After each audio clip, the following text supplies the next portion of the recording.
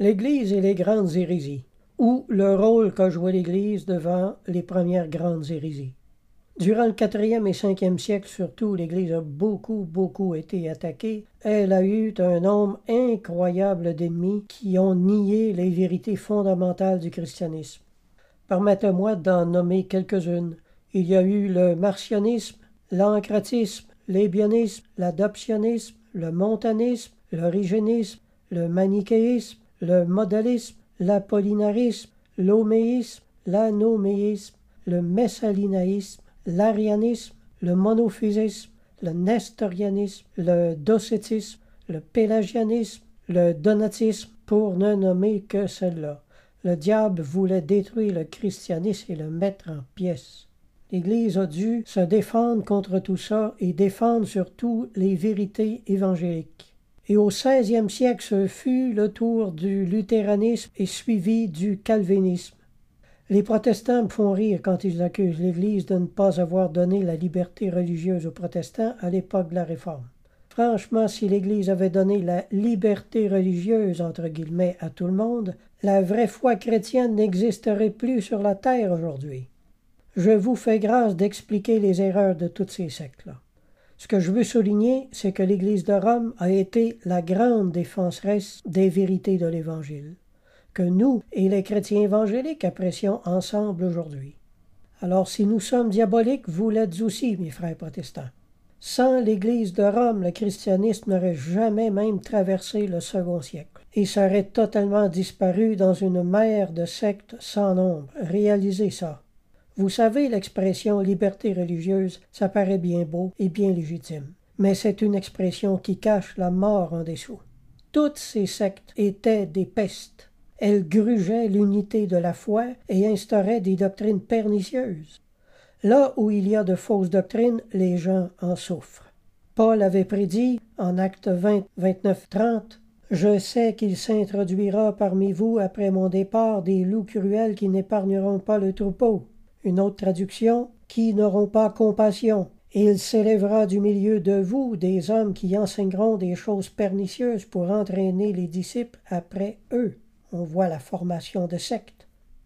2 Pierre 2.1 « Il y aura de même parmi vous de faux docteurs qui introduiront sournoisement des sectes pernicieuses. » Les synonymes de pernicieuses sont dangereuses, dommageables, malsaines, immorales, néfastes, nocives, nuisibles, préjudiciables, voire même diaboliques.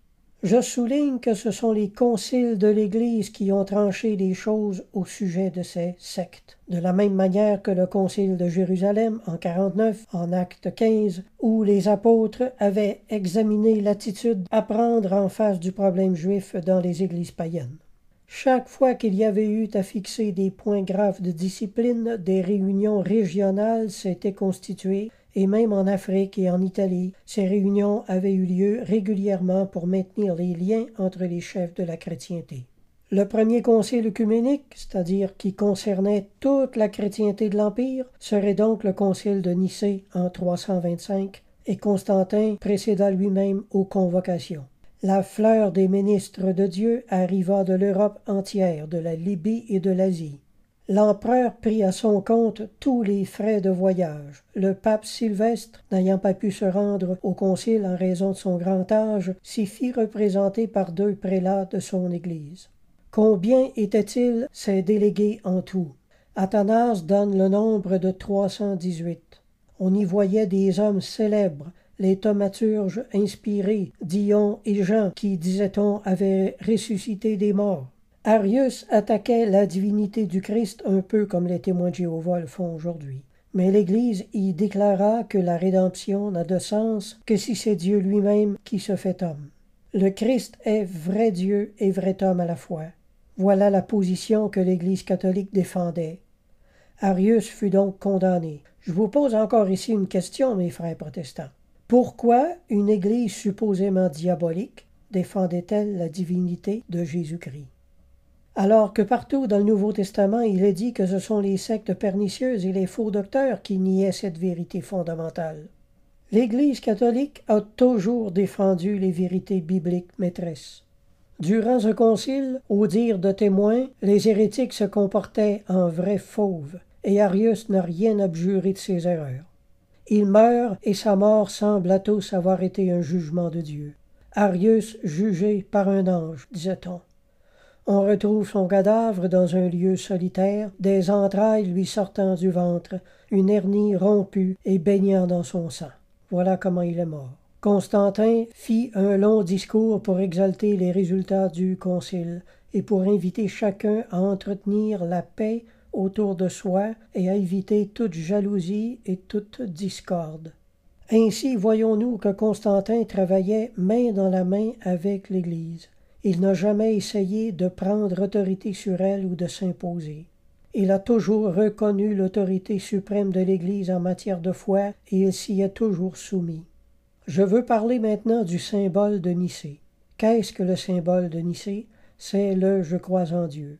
C'est le texte qui s'appelait anciennement le symbole des apôtres, mais cette fois formulé de façon plus explicite encore. Ce texte fut donc établi en dogme par le Concile. Ce texte, on l'entend le dimanche à toutes les messes solennelles encore aujourd'hui. Ce texte sera pour toujours en résumé la foi catholique chrétienne, et que tous les vrais chrétiens devront continuer d'embrasser. Ce texte le voici.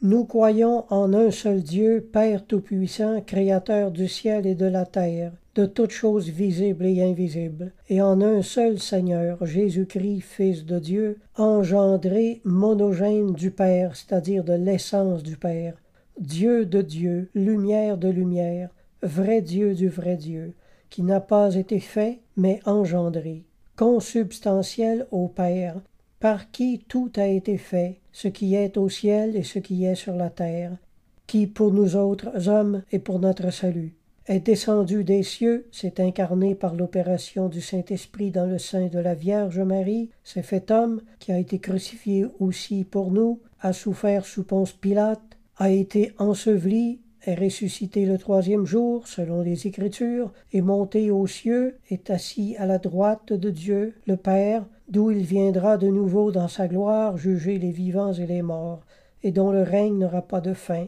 Je crois au Saint-Esprit. » Fin de citation. Voyez-vous quelque chose de diabolique là-dedans, mes frères protestants? Vous croyez les mêmes choses que l'Église. Alors, si la foi catholique est diabolique, alors vous l'êtes vous aussi. Alors, quand les protestants disent que les dogmes de l'Église ne viennent pas de Dieu mais des hommes, ils démontrent encore leur profonde ignorance. Si l'Église n'avait pas défendu les vérités de l'Évangile, comme on le voit ici, le christianisme n'existerait plus depuis très très longtemps, et les protestants, du coup, n'auraient jamais existé non plus. Le symbole de Nicée formulait théologiquement ce qui se trouvait déjà implicitement ou explicitement dans les évangiles. Il précisait seulement et fixait des définitions contre lesquelles il serait impossible d'aller désormais, et d'empêcher que de faux docteurs prennent des libertés illicites. La liberté religieuse, les amis, c'est bien beau, encore que celle-ci doit demeurer dans les cadres de la vérité. Voilà précisément le rôle des dogmes, qui est d'établir des limites à ne pas dépasser afin de protéger les vérités chrétiennes fondamentales. À vous, protestants, ne venez pas me parler de liberté religieuse comme si tout le monde avait le droit de croire ou de ne pas croire n'importe quoi, et de laisser n'importe quel faux prophète autoproclamé se mettre à enseigner toutes les bêtises qui lui passent par la tête. Les dogmes de l'Église définissent les bornes de la liberté, tout comme les commandements de Dieu délimitent la liberté civique. Au XVIe siècle, le protestantisme criait à l'injustice contre l'Église quand elle leur refusait la liberté de croyance, alors que lui-même la refusait aux catholiques. Les protestants réclament la liberté religieuse alors qu'ils la refusent aux autres et n'ont aucun sens de la justice. Alors, frères protestants, si le concile de Nicée ne venait pas de Dieu, comme le croyait M. Luther, expliquez-moi pourquoi ce concile a défendu toutes les vérités fondamentales du christianisme que vous croyez vous-même aujourd'hui. Expliquez-moi parce que je ne comprends vraiment pas votre raisonnement, là. Sans l'Église et sans ce concile, vous n'existeriez même pas. Laissez-moi vous parler brièvement de quelques-unes de ces sectes contre lesquelles l'Église nous a tous protégés. Le gnosticisme, par exemple, constituait pour les chrétiens une tentation d'orgueil. On substituait à l'enseignement apostolique l'individualisme. Selon les gnostiques, l'Église n'avait pas le droit d'imposer ses dogmes. Il prônait l'élaboration d'une religion personnelle. C'est frappant comme le protestantisme luthérien ressemblait au gnosticisme du premier siècle, pas vrai? Il refuse à l'Église le droit de leur dire quoi croire ou de ne pas croire. Chacun est libre d'interpréter les Écritures comme bon lui semble. Le protestantisme n'est au fond qu'un gnosticisme réinventé. Le montanisme maintenant. Montan, le faux docteur du IIe siècle, forme une église séparée de Rome. Montan affirmait qu'il était lui-même une incarnation vivante du Saint-Esprit. Pour lui, il n'y avait plus de famille, plus de mariage, plus rien de terrestre, car le Christ revient. Un ascétisme exagéré, des spasmes prophétiques extravagants, des extases insolites, etc. Ça rappelle des choses dans le milieu pentecôtiste, ça. Le donatisme, maintenant. Les donatismes iront même jusqu'à prétendre qu'ils constituent à eux seuls la véritable Église. Vous voyez, c'est presque drôle de voir que chaque secte comme ça se prétend la vraie Église, et que toutes les autres avant lui étaient des fausses églises. Le donatisme allait devenir le rendez-vous de tous les mécontents. Constantin voulut d'abord le réduire par la force, mais les schismatiques se glorifiaient de la persécution. Alors on essaya des mesures de douceur. Les donatismes en profitèrent pour organiser des raids, attaquer et tuer des catholiques, s'emparer des églises et terroriser le pays. Voilà ce qu'ils faisaient de la liberté que l'empereur leur avait accordée. Incroyable. Le mouvement donatiste devait ensanglanter l'Afrique durant tout le IVe siècle. Il ne sera vaincu que par la plume de saint Augustin. Est-ce que l'Église aurait dû donner la liberté religieuse, entre guillemets, à tout ce beau monde, dites-moi donc? Martin Luther n'a pas été différent de tous les hérétiques avant lui. Il a commencé avec une dispute théologique qu'il a changée en révolte civile. Il va entraîner les peuples derrière lui. Ce n'était plus seulement une dispute théologique, mais une dispute de pouvoir. Le protestantisme s'est répandu par l'épée, tout comme l'islam. Les gens devaient se convertir de force au protestantisme. Cherchez dans les écrits de Luther, puis vous trouverez nulle part qu'il ait fait des croisades d'évangélisation et qu'il ait gagné des âmes au Seigneur par la prédication de l'Évangile. Martin Luther ne prêchait pas l'Évangile. Toutes ses prédications n'étaient que révolte contre l'Église. Luther soulevait ensuite les princes protestants et les poussait à faire la guerre aux princes catholiques. Lorsque le prince catholique était vaincu, le nouveau prince protestant forçait tous ses sujets à embrasser la foi protestante au péril de leur vie. C'était le « crois ou meurt ». Mais comme le Seigneur l'a dit, celui qui prend l'épée périra par l'épée. L'empereur Charles V a toléré longtemps ces guerres civiles. Mais quand il en a eu marre, eh bien ses armées ont repoussé les protestants jusqu'à la mer. C'était mourir ou émigrer en Amérique. Les protestants ont traversé la mer et sont venus massacrer les Indiens pour s'installer à leur place. Voilà la pure vérité historique, mes amis. Rendons grâce au Seigneur pour l'Église catholique, parce que c'est elle, et elle seule, qui a été la grande défendresse des vérités fondamentales du christianisme originel. À vous, mes amis protestants, vous ne l'admettrez jamais, mais vous avez tous mangé ses fruits.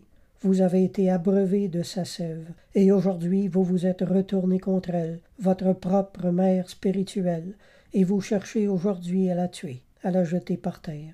Honte à vous, protestants, honte à vous. L'histoire du protestantisme qui a été chassé en Amérique est bien prophétisée par Ésaïe 1:20. Mais si vous résistez, si vous êtes rebelles, vous serez dévorés par le glaive, car la bouche de l'Éternel a parlé. Ésaïe 1:28, la ruine atteindra tous les rebelles. Ésaïe 1:2, j'ai nourri et élevé des enfants, mais ils se sont révoltés contre moi. Le bœuf connaît son possesseur, et l'âne la crèche de son maître. Israël ne connaît rien. Le protestantisme ne connaît rien. Les hérétiques ont tous eu ceci en commun. Tous ont manipulé les Écritures à leur fantaisie. Mais les Écritures sont propriété de l'Église, qui en a hérité par transmission légitime. Amen.